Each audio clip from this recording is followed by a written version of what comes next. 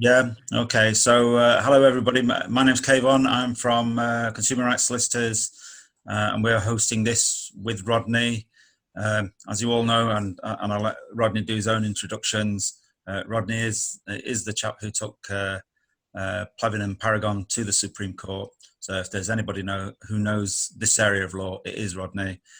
He's working with us now, and he's passing on his expertise to us as well. So.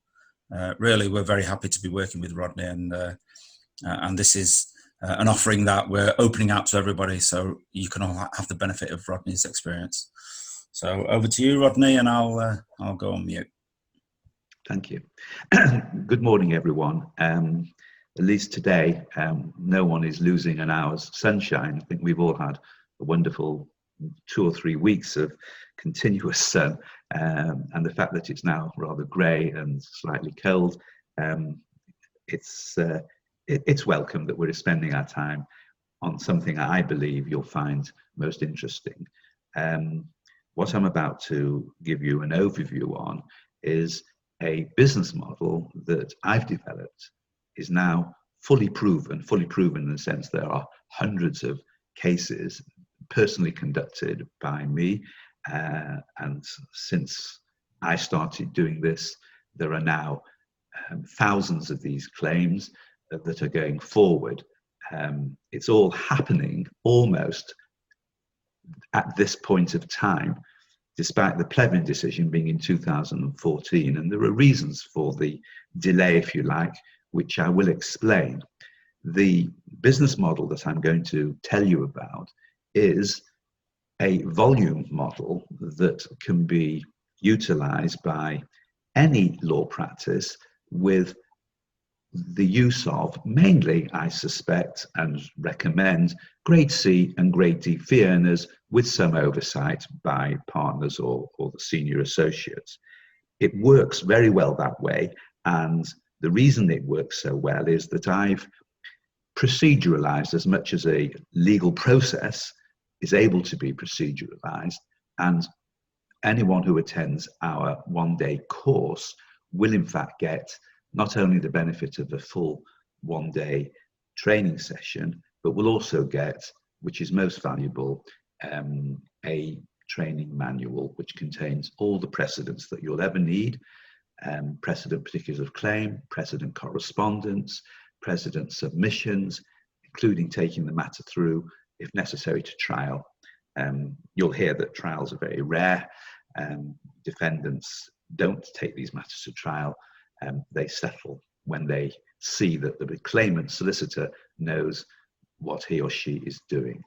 So I'm going to give you a very brief background of consumer protection legislation in this country.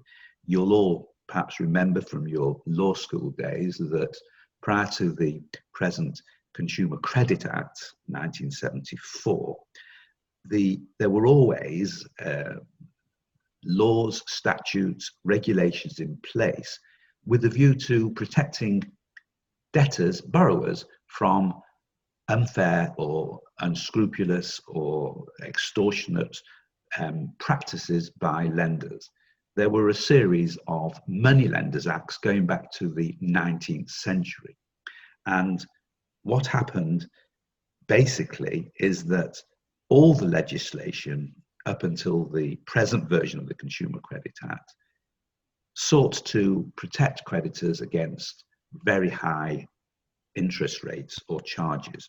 The problem was all the legislation, including the Consumer Credit Act 1974, until it was amended in 2007, didn't actually, in practice, offer very much protection for consumers, because there were many debtors who got into financial difficulties, tried to use the former version of the Consumer Credit Act to get to the court to remit some of the interest being charged, to reduce the loan going forward by saying, look, please give me a order under the what is known as the extortionate credit bargain provisions of the Act, because I'm being charged 40 or 50% interest, and that can't be right. The problem was that when the matters went to the Court of Appeal, the Court of Appeal recognised this as a matter of public policy. It didn't want to ruin the lending industry. It didn't want to ruin the first charge, second charge, personal loan or credit card industry by taking a liberal approach, and effectively almost no consumer ever got any relief, because what the court said was, look, you are paying 49% interest because your credit is very poor and you've had lots of defaults, and we're not going to say that you've had any advantage taken of you in terms of what we call extortionate credit bargain. So that was the position up until 2007, when, following a report, it was called the Crowther Report, very lengthy consultation, lots of debate within the Houses of Parliament, very novel and still to be worked through in some respects, legislation was introduced. We call them the unfair relationship provisions of the Consumer Credit Act, which was amended in 2007 and has retrospective effect. That's the big thing, which is very helpful to us. And what in fact was introduced were a set of provisions giving the court the very widest power, not merely to allow the court to reduce payments going forward, to remit arrears, to order repayments of money, but the means by which the court was empowered were expressed in very wide terms. So, for instance, one of the main provisions is that the court may rule that a relationship between a creditor and a defendant is unfair because of a term of the loan agreement or a term of any related agreement. For instance, a related agreement for our purposes would include a contract and loan for the sale of payment protection insurance.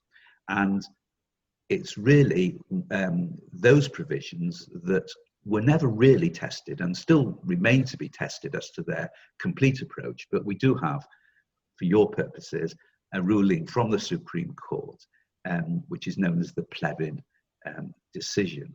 And what that said was this, that in relation to payment protection insurance, the court found that my client, Mrs. Plevin, who was a retired university lecturer who took out a secured loan for 10 years, 2 or 3 years before she retired, so she was paying it into a retirement, was sold alongside the loan a single premium policy. That policy premium, I think it was £5,000, was loaned to her for the full 10 years. In practice, it only gave her cover if she were off work through accident, sickness or redundancy for 5 years. Having said that, she didn't even need the policy because she was employed by a university, and during her period until retirement, which was only 2 or 3 years, she would have received, if she were ill or off work or had an accident, full pay for 6 months in any event. But the point before the Supreme Court was the fact that I noticed and got admissions from the defendants that payment protection insurance policy, whether a single premium one, which is the sort I've just described, the other type, incidentally, is called monthly premiums. They relate generally to credit cards, store cards and such like, where each month, depending upon the amount of the minimum repayment, PPI is charged to the borrowers. They're both the same. What we found was that a huge percentage, well over half of every premium on average, comprised commission. And that commission was monies that the lender either kept for itself or shared with the broker. And in Mrs. Plevin's case, the commission that was admitted was 71.2%. Lord Sumption was the leading judge who delivered the written judgment after the 2-day hearing. And he said that where there's any sale of PPI between a lender and a non-commercial customer, there is an extreme inequality of knowledge and understanding. And he ruled that there was unfairness in the relationship because the lender had not disclosed what he said was excess commission. And he went on to say he was not going to pinpoint where commission becomes so high that it reaches the tipping point. But he said this, I can tell you that 71.2% is well beyond the tipping point. Now, since then, and by reason of another decision, principally of one of my clients in Brookman v. Wellcome, we got the courts and eventually the regulator to accept that the 71.2% commission wasn't the full amount to be taken into account. It was for Plevin purposes, but now, I'm happy to tell you, we've got the courts to rule and the regulator to rule that the full commission earned doesn't just include the basic commission. So I'll give you an example of basic commission. Say Mrs. Plevin's premium was £5,000, which it was. 71.2% of that was commission that was immediately paid back by the insurer direct to the lender. And in her case, the lender shared that commission with the broker. However, there's a further element of commission that we can claim, because what arrangements were evidenced which is now evidenced and accepted by all parties, is that payment protection insurers entered into agreements with lenders to say that any underwriting profit, that means any profit earned at the end of the term of cover. So in Mrs. Plevin's case, she never claimed any cover under the policy. So at the end of the 5 years, the £5,000 has already been subject to 71.2% commission. On top of that, and we don't know the figure in her case because it was after the event, we do know that 90% of any underwriting profit, that means any money left in the kitty, which will be all the money in Mrs. Plevin's case, less perhaps some running expenses, which will be minimum, they are shared on average 90% to the lender and 10% to the insurer. It actually goes a little further than that because investment income is also shared. The bottom line is that when we now talk of commission, we talk of a figure which in practice is usually 80 to 100% of the premium. I've seen from Lloyds Bank disclosures where they admit that during certain periods they've earned 100% of the premium in various commissions, commission plus profit share or underwriting profit. So the reason I've gone into such detail at this early stage on a quick overview is that I'm happy to tell you that having looked at literally not tens of thousands of cases, but many, many hundreds of cases, perhaps overall a few thousand, I've never yet seen a single sale of payment protection insurance, whether a single premium or a monthly credit card premium, where the commission wasn't very high indeed, not over 50%, in most cases over 70%. So I'm telling you that although one has to, certainly in theory, consider each case on its own facts, in practice, you'll find that it will be very difficult indeed for any bank to turn around and say, there's no unfairness here because the commission was so low, it didn't trigger the unfairness test that Lord Sumption laid down.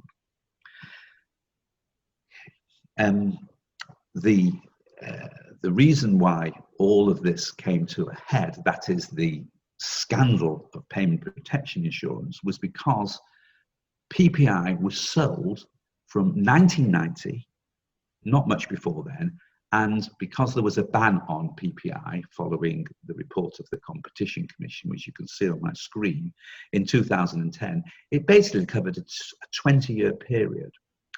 And the reason that all this came to the attention of the regulators was that the Citizens Advice Bureau in the early 2000s had so many customers coming to it, clients attending and saying, we're in trouble with our loan. And they noticed that part of the reason why debtors, consumers, mostly socio-economic groups C, D, and E, were in financial difficulties was they were servicing a payment protection loan in addition to the cash loan. And that extra cost was such that got many of them into difficulties. So they sent what is called a super complaint to the Office of Fair Trading.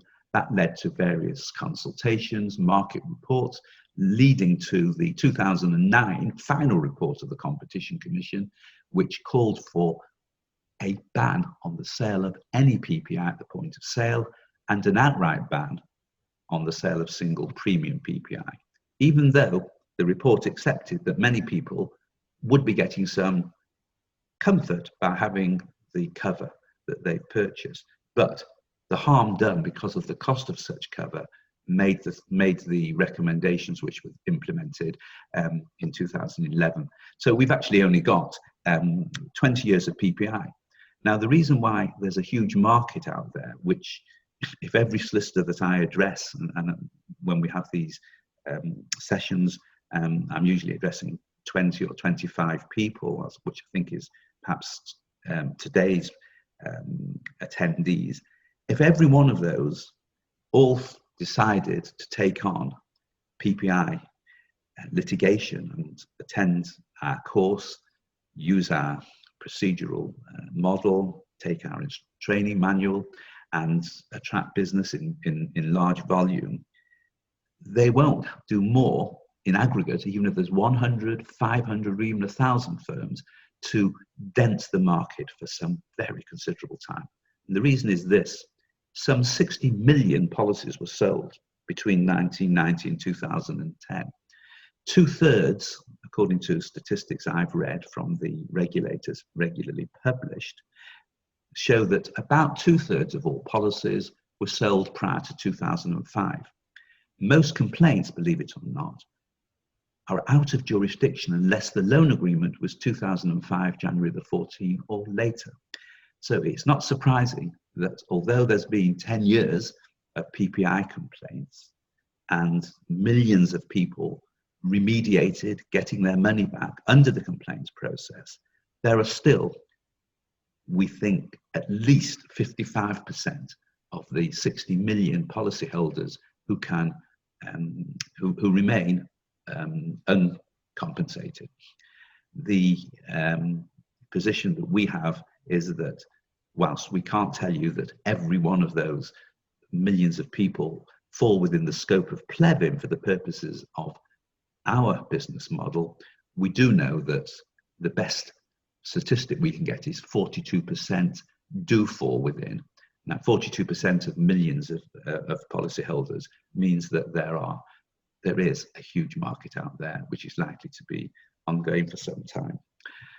Now, you can see that by the end date, something like 50 billion has been paid out. And I say, even a successful firm that takes, say, 100 or 200 cases a month and does that perhaps with the benefit of some funding, because we have, through consumer rights, we have a total one-shot package for any interested law practices. We supply cases, we supply the training, how to run the cases, and we supply ATE cover, and we also supply funding, because I originally started with one funder who I sold the idea to when the thing was rather novel 3 or 4 years ago.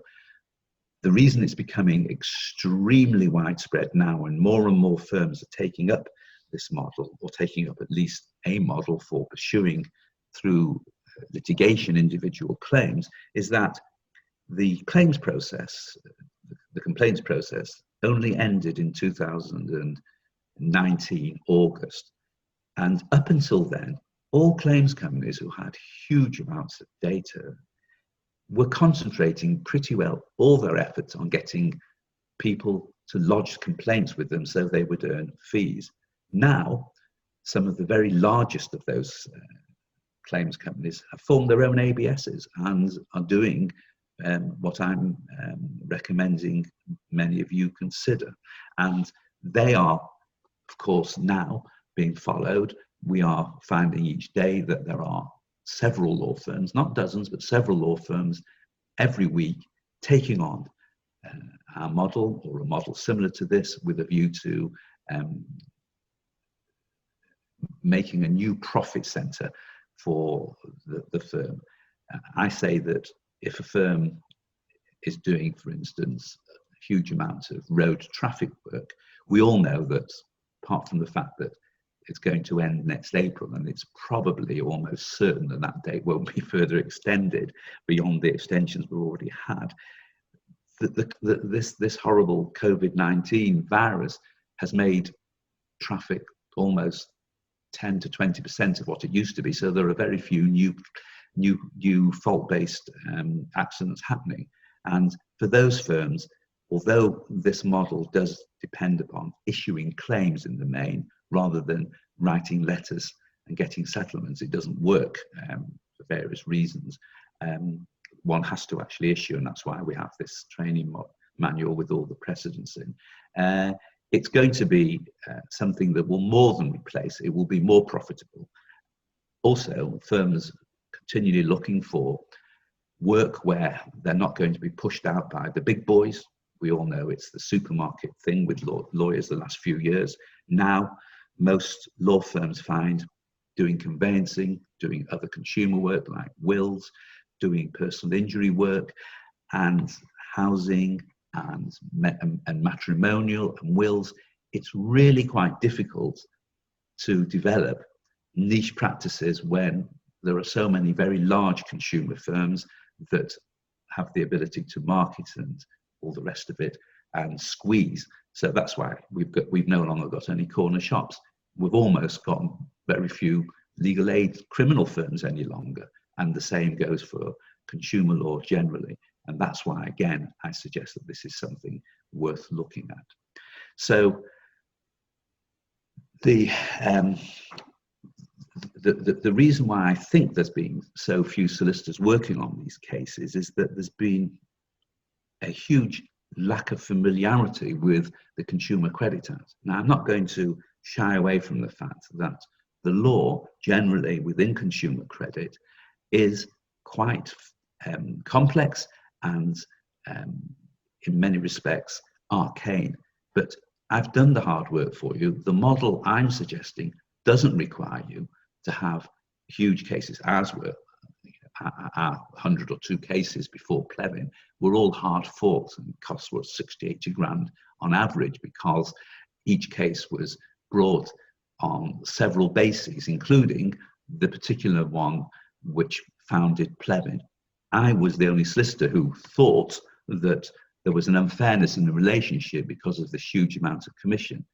And so novel was that at the beginning in 2008 and 9, I couldn't get barristers to settle my claim form on the basis of a CFA because they said, why is that going to work? And I said, well, why not? It's never been tried. So there has been a rocky road, but for you practitioners who want to take on this work, we have a 1-page particulars of claim we issue on MCOL, the online money Nottingham-based service, because the requirements there are that you have to have particulars that are no more than so many characters long. You have to specify the exact amount, which we do, and we also find that in that way, the normal money centre delays, which are easily 3 weeks in normal times and perhaps a lot longer now, are avoided because claims are issued immediately. And that's a matter for you. You will get, if you attend the course with the training manual, my proven model, because we've won hundreds of cases with a single page particulars of claim issued through MCOM. The other features of this model which make it attractive and make it worthwhile firms involving themselves and putting some time in is that there's very little difficulty with limitation. Now, you might say, why is that? Well, you will get every time a limitation defense. And the main limitation defense will be the harm done, if we're liable as defendant, was at the beginning of the loan, when we didn't disclose to you the amount of commission. More than 6 years will have gone, and it will in every case. The reason for that is no PPI was sold after 2010. However, we have the benefit of an interpretation of the Consumer Credit Act, which seems very sensible. It's been rigorously tested. It will be within your training manual, but we have a number of High Court decisions which say that time for the purposes of a Consumer Credit Act claim doesn't begin to run until the loan has been paid off. So you've got 6 years from when the loan's paid off. We've also got another limitation defence, which so far we're doing really well with, which is this. There are, of course, millions of people who are either still paying their loans, so there's no limitation issue, primary period. There are also millions who may well have paid their loan off, but less than 6 years ago. But there are also many people who've paid off their loans more than 6 years ago. And we invoke Section 32, the deliberate concealment. We say there's been a deliberate concealment of the amount of commission which no diligent consumer could possibly have known about. And that has never been tested until recently. It was tested in the county court by a bank, Canada Square Operations and Potters the case. The court said time hasn't begun to run until the client went to see his solicitor. That was then taken by way of appeal to the High Court. The High Court agreed, no limitation issues, Section 32 is engaged. Having said that, that's going to the Court of Appeal if permission is granted. But to date, we do know that time bars, limitation defences don't present much of a problem. I've already mentioned there's an unlimited marketplace for serving the public. That's because consumer rights, I'm sure along with others, would be able to offer you cases. The advantage that I say we have with consumer rights is that not only do you get cases, they're all vetted and they're all valued. We, when running our practice, used to issue the claim because there was a requirement under MCOL. You can't issue a claim for damages to be assessed or for what is strictly statutory damages under Section 140 of the Consumer Credit Act. It's not damages, it's statutory relief, but very similar. The reason is you have to put on MCOL a figure. And we worked out a long time ago an algorithm which you can't work it out mentally, you can't work it out on a piece of paper, to value the amount of the PPI claim. So we issue for a precise figure of £8,432, and we recommend in our manual, disclose your valuation as a schedule of loss up front and see if you can reach agreement with the other side, because they'll have great difficulty in showing that your figures aren't correct. There's one other little wrinkle I'll mention here, which is you'll see on the fourth bullet point that some loans are introduced by brokers, and this gives and you'll find that there's hardly any other law firms other than ones that have attended our course that will recognize this. We know that when a broker introduces a loan, we tried through my practice for some time to establish that there was an additional claim, because when there was a secured loan, and brokers were only usually involved when there was secured lending, it could be a first mortgage, but more usually a second charge loan. There was no disclosure by either the broker or the lender of any loan commission, nothing to do with PPI now. So if there was as in Mrs. Plevin's case, a £20,000 secured loan and a £5,000 PPI policy loan to her, the cash loan in aggregate in total was £25,000. The broker in her case received a commission, they call it sometimes an arrangement fee, etc. But unless that's disclosed, and until 2016, there was no requirement by the regulator for secured loans to have the same disclosure as we have for first mortgages, where regulation in 2004 made any fees or commissions disclosable. So where it wasn't disclosed, we would argue that there's been a breach by the broker of its fiduciary duty, but most brokers since have gone bust. But we go against the lender for being an accessory. And this again is a route that had a rocky ride. It was my case of Matt William v. Norton Finance that went to the Court of Appeal in 2015, and the court said yes, there is a broker agency with the client, not the broker is not the agent for the lender because it introduces. The broker, in most cases, receives a broker fee, which is loaned, and that's disclosed, but does not disclose, and neither does the lender, the commission.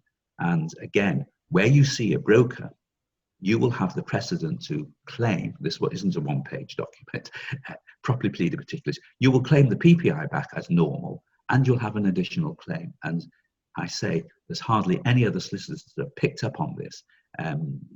May change, it doesn't matter. You will know that you can claim an additional few £1,000s for your client, and you'll find that where you have a broker loan, even if the total amount of the commission and the PPI is under £10,000, you're very likely to get fast track or multi-track allocation and get your costs. So that gives you what I say is, I think, is this, yeah, that's fine. I thought it would, I thought it stuck my screen, but it's okay. So taking you to the commercials, we say we can show you, not today, we'll show you on the full course with examples, how taking on in volume fairly modest amounts of claims. I'm talking about fee earners taking on about 15 cases a week. The average settlement time from the presenting of the claim, because you'll have all the work done, you'll just get the claim. If you use consumer rights, you'll get the vetted claim with the valuation. You'll send your letter before action, which only needs to be 14 or 21 days. You'll then issue. You'll take, on average, up to 6 months, and 99.5% of all claims issued out of not hundreds of thousands, but there's probably now maybe 10,000 or so claims in total out there under the post-Plevin model, so to speak. A handful, literally half a dozen cases, maybe a dozen, have gone to court. So you'll know that if you are faced with court, you'll go to court, and that's the only time I recommend counsel, by the way, because everything else you can do yourself. So using my model, using 2 fee earners with some supervision by an associate or a partner, we can show you at 100 cases a month, over 12 months, you can make a very tidy profit, probably close to 7 figures.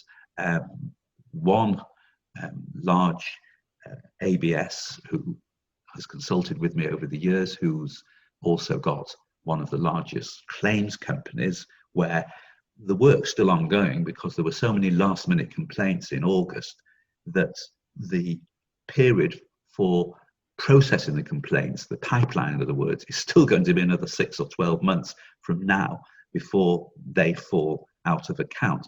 But his law practice, he tells me, because he's got all the cases, he signed up 100,000 clients, and they've already issued several thousand, and they're doing 1,000 a month. From the point of view of the lenders, you might think, aren't they going to be upset about all these claims? The value of even 500 or 1,000 law firms bringing cases, say 100 or 200 a month on average each, is probably going to be about the same or less than what's been paid out each month, which you can read for yourself on the FOS website, the Financial Ombudsman Service. Up to 400 million each month for the last year or two has been paid out on average every month by the banks. That's why you've got this 40 to 50 billion total claim. So what we're doing is an irritation to the banks, because it's in aggregate not going to be much more for all the firms than, you know, perhaps a few hundred million when the market becomes ripe. It's nowhere near ripe yet, but every day more people are signing up. So I have got here some simple financials of the last 100 cases that my firm dealt with. We think you can go down on average recovery of costs much lower, but I was taking on anything I could get. I even took on a case for £500, which probably didn't make any money on, but you can see the total for 100 cases was an average of damages of 6,600. My model, you can form your own funding model, it's a matter for you. We suggest that where the cases are likely to be under £10,000, that you can actually have a damages-based agreement. The maximum is 50%. We charge the maximum. A lot of my colleagues were charging 40% plus VAT, which of course is 48% as opposed to 50%, as a fee, and inclusive of that figure. So you can see that you're working on an average cost on that example of almost £3,000. You will find that across the board, 5 to 7.5% of your cases will be much higher than £10,000, and you'll automatically get fast track or multi-track costs. My training manual shows you something that I introduced the last 12 months of trade, which was up to last year, was that on small claims below £10,000 where I was being messed around, an allocation hadn't yet occurred, I applied for multi-track and allocation, and I include within my training manual the written submissions in the questionnaire, the directions questionnaire, and I suggest solicitors don't employ counsel. You'll be against counsel from the lenders because that's what they do. Ask for multi-track, and we give you the reasons why, because we say the complexity of the law, the fact that there are time bar defences in every single case makes it wholly inappropriate for the court to say this can be small track because the claimant could, if he wants, handle the case himself. I don't think that very many members of the public would have, if any, the ability to deal themselves with a case such as this. And we didn't do well at first, but the bottom line is the last dozen or so cases, we found that 6 to 7 out of 10 times we got the court to agree fast track or multi-track allocation, and of course immediately the case settled because we would change the client to a CFA and give the client a guarantee that the return they're going to get is going to be greater than it would be under the DBA, where the client will lose 50%. Here we found on average the client, because we recover costs, would get about 70 to 80% of the claim value. So that's all within our training manual. I know that of the 2 or 3 dozen or so firms that do have Plevin work and are taking it on, that only one of them, which is one involving a former employee of mine who's still a very good friend, they don't bother with allocation and ask for costs, but it's worthwhile, but you make your own decision. So the way we now do training, we found that the training costs that we generally have, which involved hiring a hall and having attendees attend, we can cut our costs considerably because we can do this remotely in the manner I'm addressing you now. And we find that we've been able to reduce the training costs to a cost per firm, not delegate. If a firm wants 5 or 10 people to attend, that's fine. £2,500 per firm, and for that you get the pleasure of having me address you for most of the day. We have plenty of breaks, of course, because of attention span is no more than about an hour and a quarter, but it's usually a 9:30 till 4 o'clock session, and we go through everything in some detail, and we allow plenty of time for questions. And along with that, of course, you will get immediately following your attendance upon the course, each attendee will get a substantial set of documents comprising the training manual. We also offer, for those who perhaps want the first 12 months extra support, we offer pretty low cost monthly support whereby myself and members of my team will be able to answer questions, even come in, just depending upon what level of support that you would like. And the final one is that through consumer rights, and the person to contact is Kayvon, who addressed you at the very beginning, we have, through consumer rights, a huge amount of cases which are being processed for the purposes of being offered as a complete package, fully vetted, fully costed as to the value, with all the supporting data, and also for those firms who need it, which I suggest many firms will initially until the money comes in to replace the borrowed capital. We have several funders now, not just the one that I originally got, who are confident enough and are already lending out. And we know that there are at least 24 or so practices taking on funding. And one of the main reasons why you need funding is that almost every single time you have to issue. So even at £300 a go, if you're doing 100 cases a month, it's £30,000, £360,000 a year. Okay, end of 6 months, you'll get your money back. That's on, fairly low value cases, £6,000 cases. So you've got to run your practice, you've got to pay your wages and overheads and all the rest of it. So there are facilities available, and each day there are more people coming into this marketplace. We also recommend ATE cover for reasons I won't go into this time, even for small track cases, and that's quite low cost.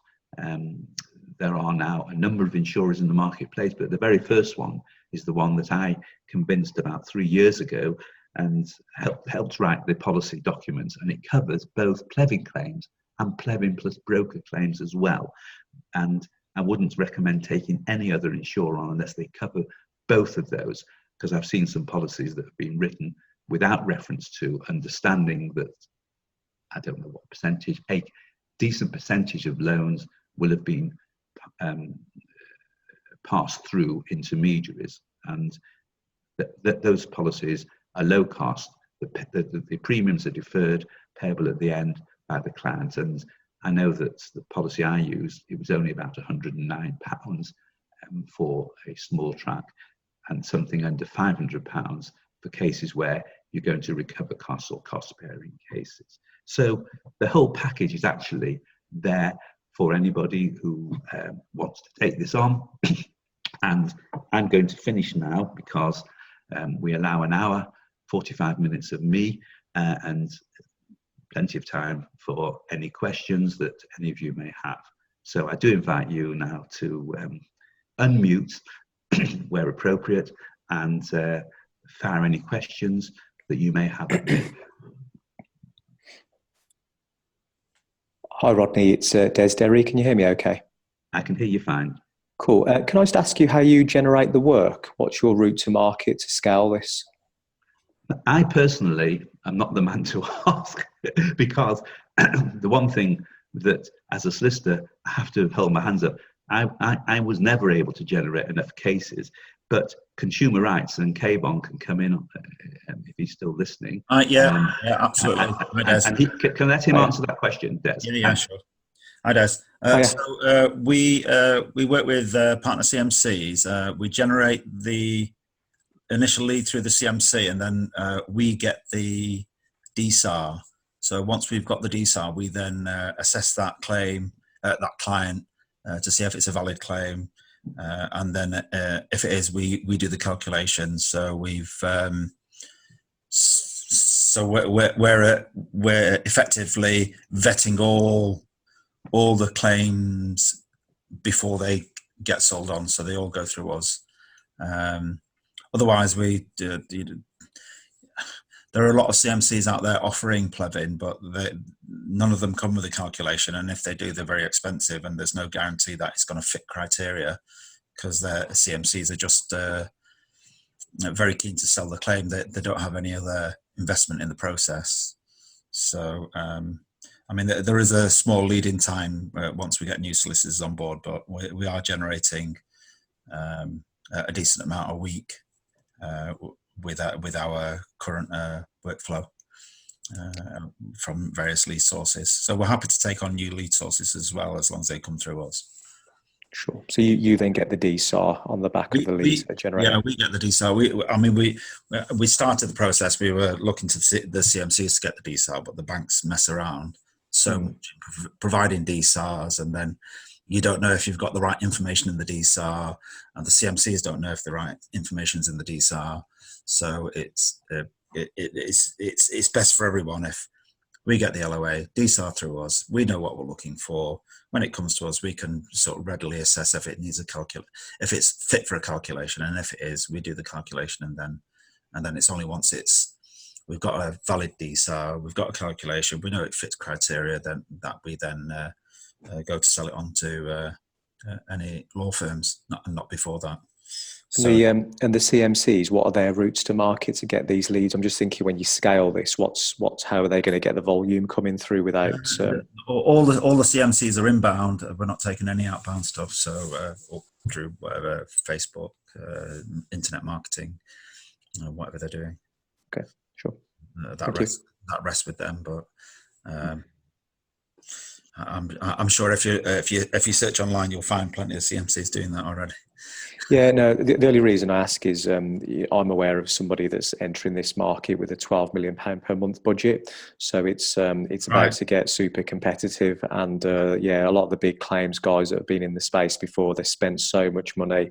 And it's just that point when everyone does enter, the cost of acquisition of those inquiries. But it might change. At the moment, we're not doing too badly. Yeah. If somebody's entering the market with that, then I think it also shows the size of it, though, because there's a big market to go after. Yeah, they obviously see the opportunity. Cool. Okay, thank you. All right, cool, excellent.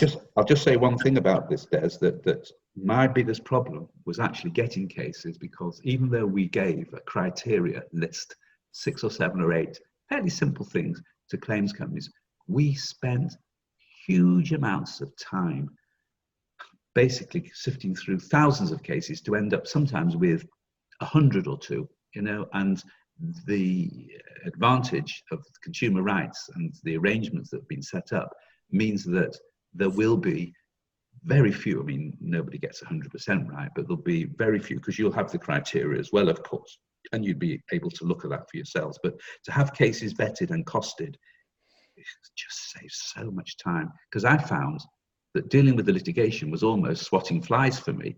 And where my frustration was getting not just cases that just have names and maybe there is PPI, but they didn't qualify for one reason or another.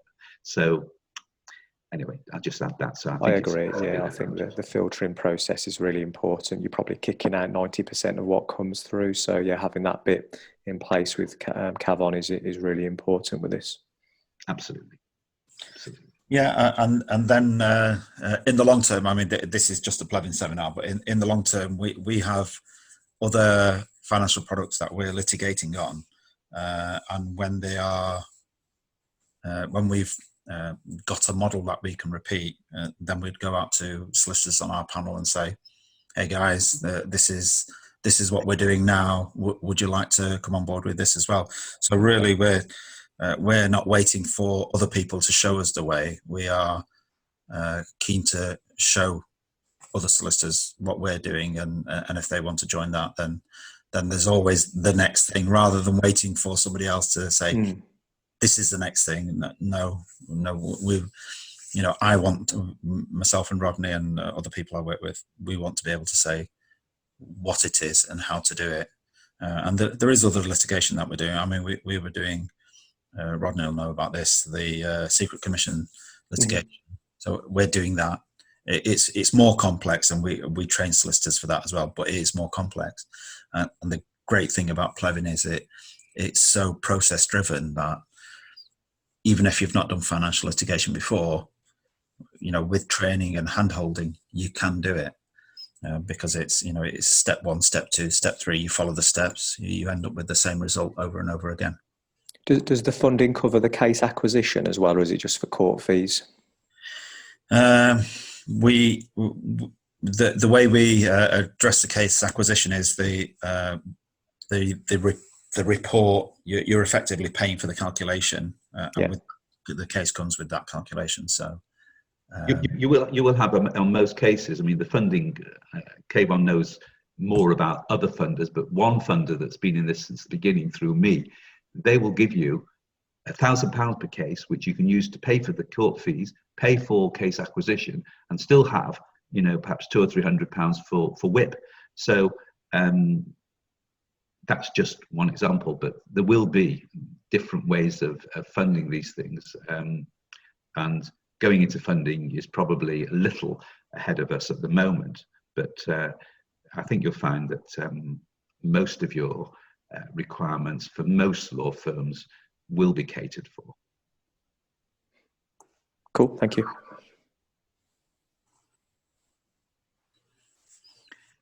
Anybody else, or was I so brilliantly comprehensive that there's nothing at all that occurs to anyone?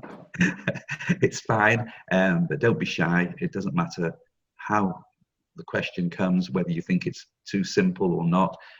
This is a new legal arena for almost all people involved, so don't be shy if you want to say something or ask any questions.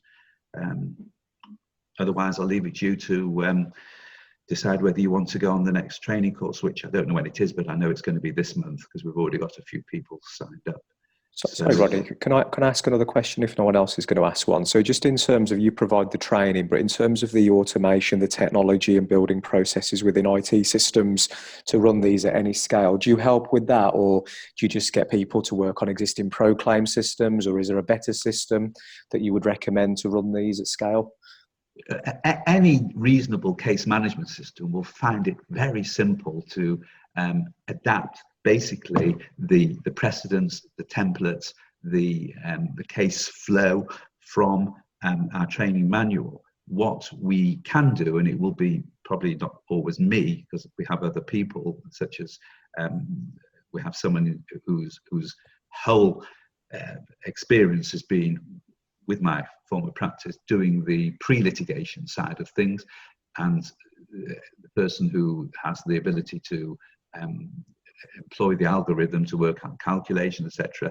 We can offer, depending upon what's required, such services as you want. So if you need help because you've not got an up-to-date case management system, you want to buy Proclaim or Leap or any of the fairly modern systems, we can help do that. It won't personally be me, I'll be there more on the law side of it, but yes, I think we can offer anyone who wants it, depending upon their requirements, a tailored approach to adopting this model. Okay, I think we've got a room full of solicitors with nobody asking any questions. That's amazing, Rodney. Hello, Rodney. Sorry, I've got a question. All right. Good. Hello, David. Hi, how are you doing? How much is the cost for the reports, please? For the case acquisition, we charge £495 at the moment. Right. And then so that's everything included? Everything. That's everything. That's a case in criteria, ready to roll. Okay, amazing. Thank you. And I'm told that this is very competitive compared to some other suppliers. It's quite a bit less, and we think we can basically accommodate large numbers with that, although the actual numbers is more Kayvon's side than me. I'm more on the doing side. Great. Thank you. Okay. Has anybody else got any more questions, or shall we end this Zoom?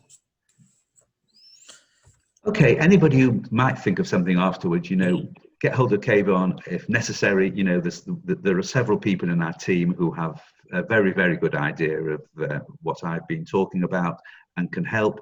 And if necessary, any questions can either be put on email or followed through by telephone call. It won't matter. But as I say, I do think you should consider the firm-based training that we've just mentioned and follow through from there. Otherwise, I'm going to say thank you for giving me your time. And if no one has any late questions, we'll end this now, which is just about an hour anyway.